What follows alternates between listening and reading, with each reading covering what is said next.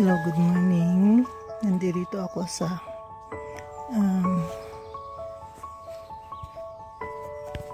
rose garden. Daming kalat. Ito ang itsura ng garden ko after winter. Kadarating lang namin, kababalik lang namin 2 days ago. Nag-stay kami sa Manila ng 4 months. Actually, hindi sa Manila, sa Philippines. Nagbakasyon kami doon. Dapat ang uwi namin January, end ng January. Kaya lang, nagkasakit ako, inabutan kami doon ng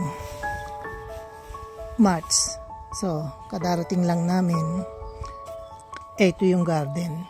Meron pa isa-isang bulaklak, daffodils. Tsaka ito na yung rose garden, no? Mamaya darating yung hardinero ko. Tutulungan niya akong maglinis, magligpit. Titingnan namin kung ano yung mga nasira ng winter. Yung pwedeng i-save, yung hindi pwedeng i-save, tanggalin. Ito yung Asian pear. Nagumpisa ng may mga buds na.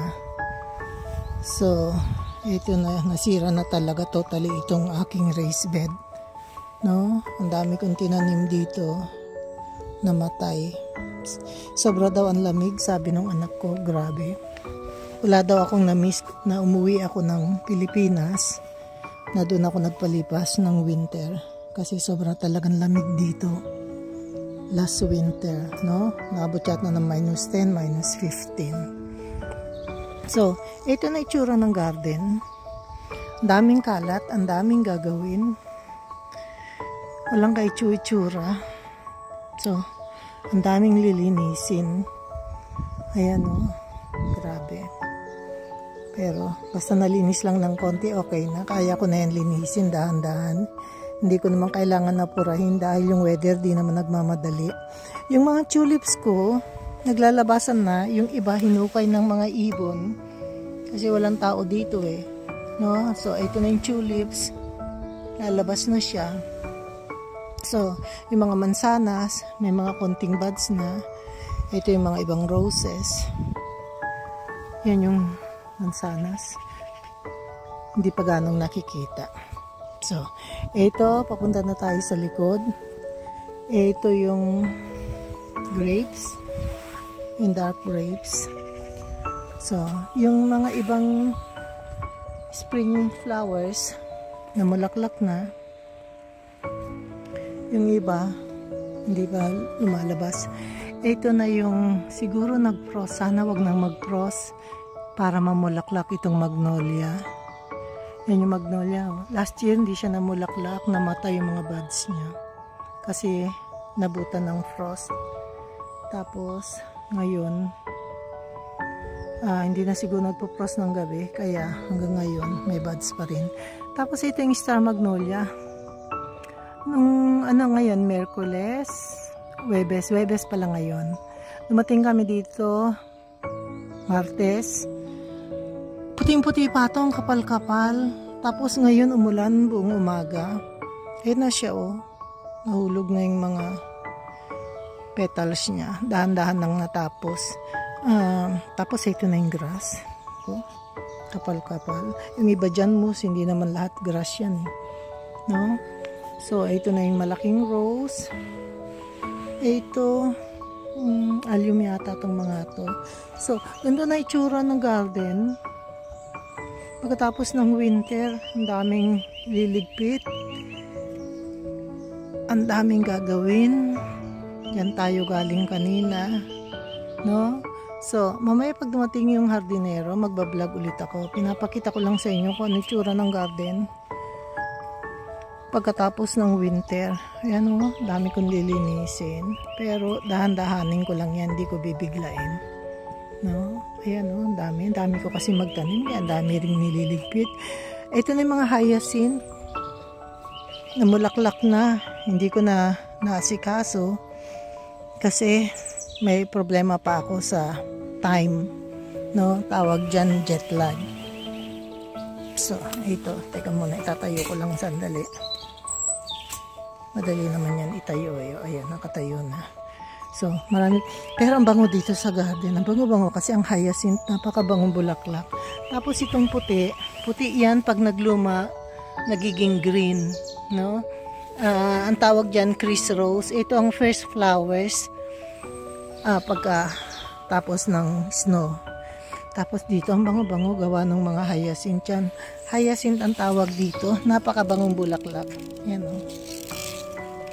Tumba-tumba na sila, hindi ko na sila nalaga. Ngayon lang ako lumabas, simula dumating kami. Kasi darating yung aking hardinero. Kaya, pinablog ko kung ano itsura bago mag-winter. Ito. Itira pa pala akong isang sakong isang sakong lupa. Ito yung pine tree. Pag nakita ko na maliit, tinatanim ko sa paso, pinapalaki ko ng 1 year, 2 years, tsaka ko ililipat sa lupa. Para siya yung mga kapalit ng mga pine tree na tanggal dyan. Ayan o.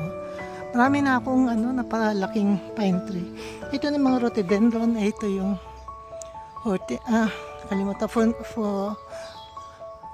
Fonsetia yata ang pangalan niya. Nakalimutan ko na. Tapos ito yung naninigas yung kamay ko sa ginaw. Sakura. Ano ba yun? Naku, nakalimutan ko na. Gawa ng anesthesia siguro. Kaya nakakalimutan ko lahat. Ito magnolia din to. Ito yung fuchsia. Ito yung malalaking magnolia. Ito yung malalaking rhododendron.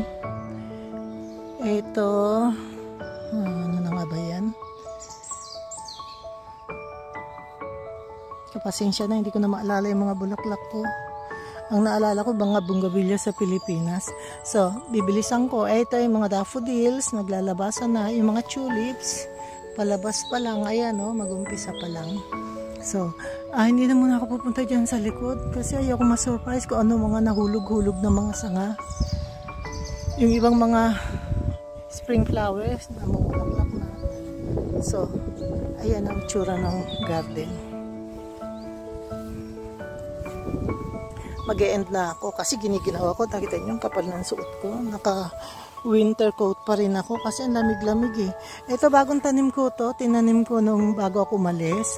Bandang October. Umuwi kami ng November. So ito nang naglabasan na yung iba. Yung mga tulips hindi pa lumalabas.